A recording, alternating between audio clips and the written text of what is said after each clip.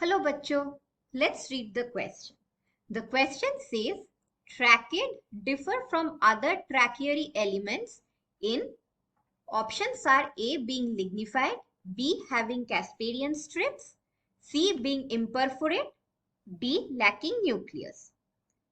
तो इस क्वेश्चन का आंसर के लिए we will use the key concept of xylem. So xylem is a plant complex tissue which is made of more than one type of cell. Xylem consists of two types of tracheary element. एक है the tracheids और दूसरा है the vessels element. अब इन दोनों के बीच difference क्या है?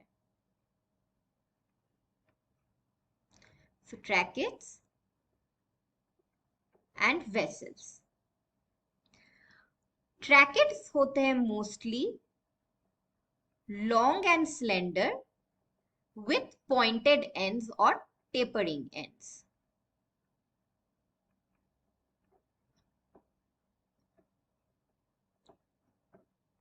On the other hand, vessels होते हैं short and wide. मतलब इन सेल्स का डायमीटर ट्रैकेड्स से ज्यादा होता है.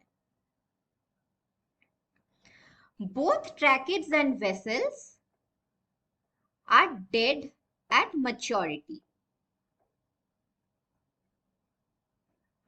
मतलब they do not have nucleus or protoplasm in their cells. So these are dead at maturity. Cell walls of both tracheids and vessels are rich in lignin. So walls are lignified. और ये lignification इन्हें provide करते हैं with mechanical strength.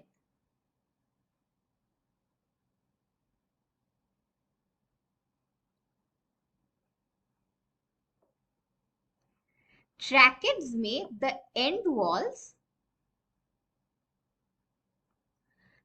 Contain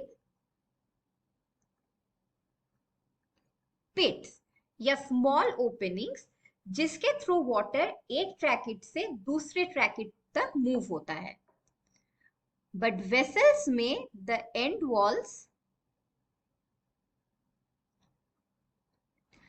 perforated होते हैं. मतलब there are large openings और कभी कभार तो एंड वॉल्स एब्सेंट भी होते हैं.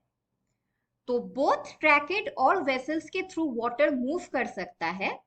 But since vessels के end walls perforated है, it allows the more efficient conduction of water.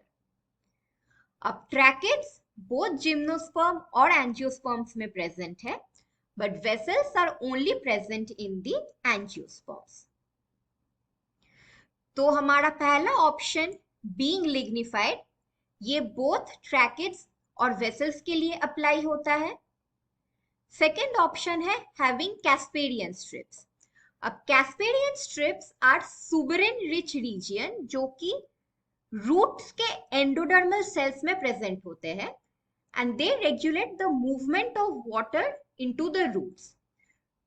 तो कैस्पेरियन स्ट्रिप्स ट्रैकेड्स और ट्रैकिया दोनों में ही एब्सेंट है and they are present in the roots. Option D है लैकिंग न्यूक्लियस. तो जैसे कि मैंने कहा कि both tracheids and vessels are dead at maturity. उन लोगों के पास प्रोटोप्लाज्म या न्यूक्लियस नहीं होता है. और ऑप्शन सी था बीइंग इम्परफोरेट. तो ट्रैकेड्स इम्परफोरेट होते हैं.